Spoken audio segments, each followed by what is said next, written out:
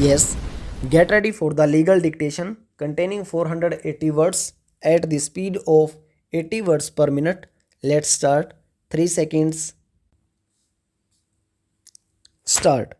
There is distinction between the exercise of powers by the Chief Justice in framing the rules with respect to the condition of service of officers and servants of the High Court under Article 229, including the power of modification and variations of the rules of the state government applicable to the High Court employees by virtue of power preserved under Rules 50 of the Rule of 1992 and the exercise of powers by the Chief Justice as executive head of the High Court establishment under the rules framed by him.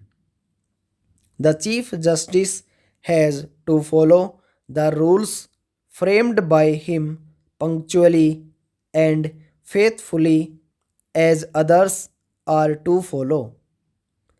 Any breach of rule by the Chief Justice cannot be construed as exercise of power of modification of rules.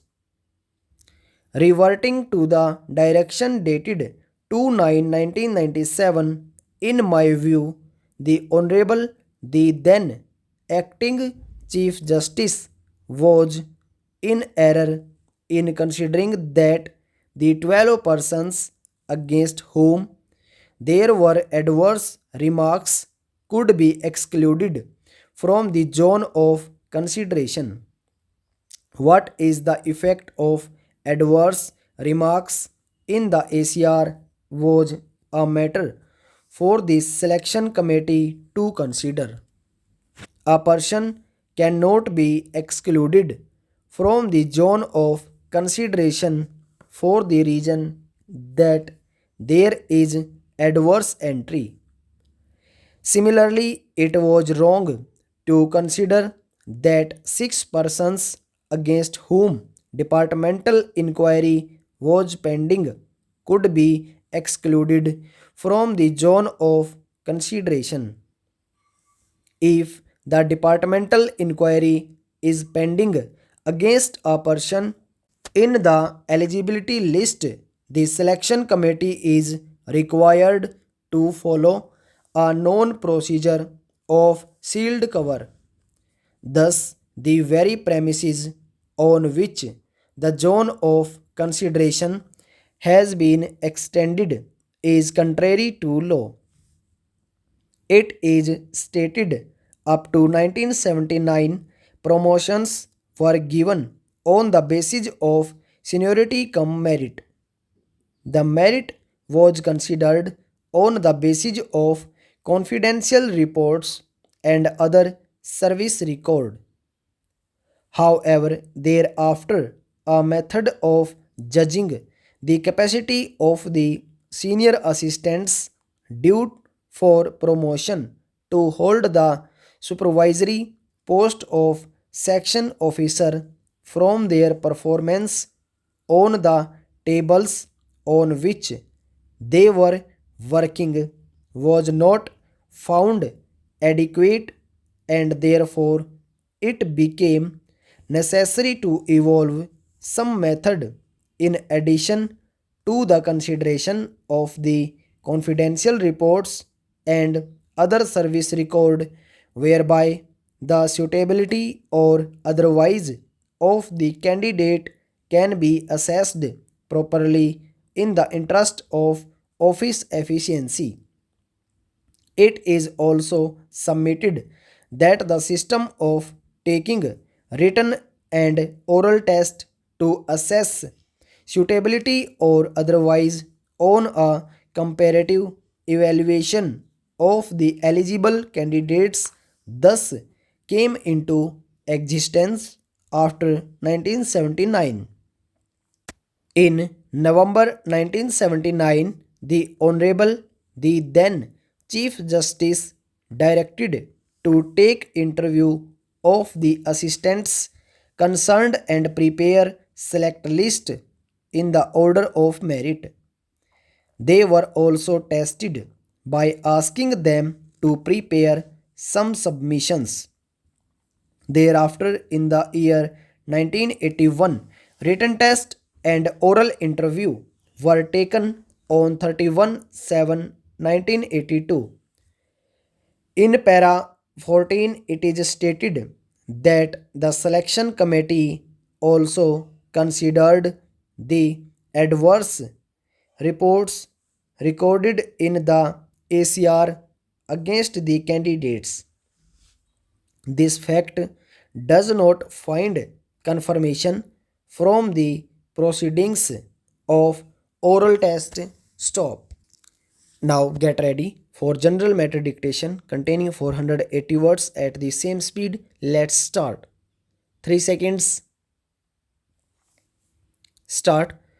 So far as the utility of the All India services is concerned, I would like to mention that first of all, it will introduce an element of competition.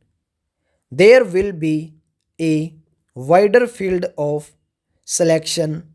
There will be mobility from one state to another and from the states to the center and from the center to the states.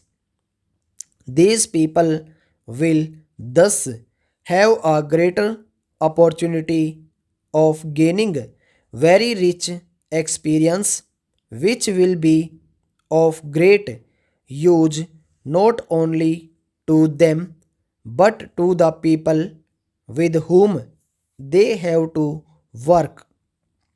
I would also like to mention one more very important aspect, that of national integration. The men of the All India services, by their experience in one state, will be able to come closer to the people of different states, mix with them well, and this will accelerate the process of national integration. This is not a small achievement through the services.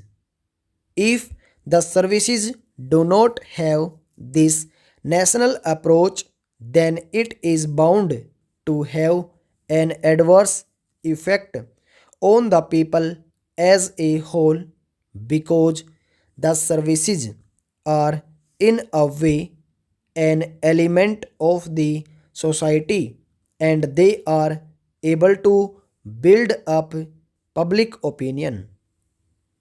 I am not only talking of the officers at the top but at different levels and the kinds of opinion they hold, the way they behave, the way they act, all have their own effect on the people. And if they function on a national basis in a disinterested way, having no parochial views, and consider matters at the national level, then this will create a national atmosphere in the country. So it is very important that there should be as many all India services as possible, because as I said, they are able to move about with every section of the people of the states, know their language, and they are able to bring fresh experience and fresh outlook in the different states wherever they go. Coming to the present two services which are the subject matter of this resolution. The Agricultural Administration Committee, which was set up in 1988 to examine the question of reorganization of agricultural administration, recommended the formation of an All India Agricultural Services.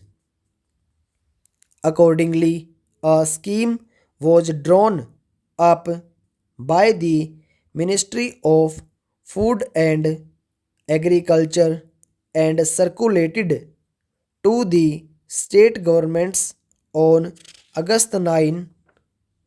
So far as the question of All India services is concerned, it is this House that has the right to move and pass such a resolution, but because the states are also concerned, naturally we consult the states.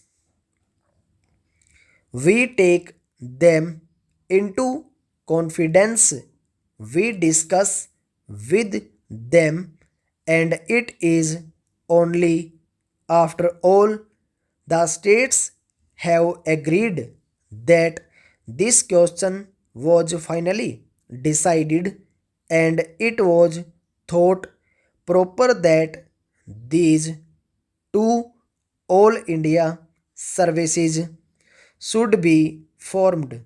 Stop over.